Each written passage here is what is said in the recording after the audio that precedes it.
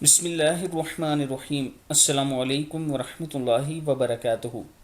عابد راج channel کی طرف سے آج میں اپنے دوستوں کو رسول اللہ صلی اللہ علیہ وآلہ وسلم کا ایک فرمان بتاؤں گا، آپ دوستوں نے اس پر ضرور عمل کرنا ہے۔ رسول اللہ صلی اللہ علیہ وآلہ وسلم نے ارشاد فرمایا، جس شخص سے کوئی گناہ سرزد ہو جائے پھر وہ اچھی طرح وضو کرے اور اٹھ کر 2 رکعت نماز پڑھے اور پھر اللہ سے معافی مانگے تو اللہ تعالیٰ اسے ضرور معاف فرما دے گا۔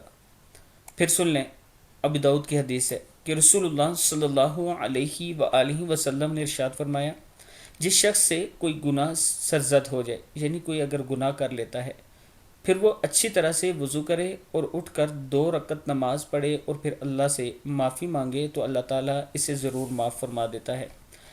یہ جو نماز پڑھنی ہے یہ صلاۃ التوبہ کہلاتی ہے، 2 نفل۔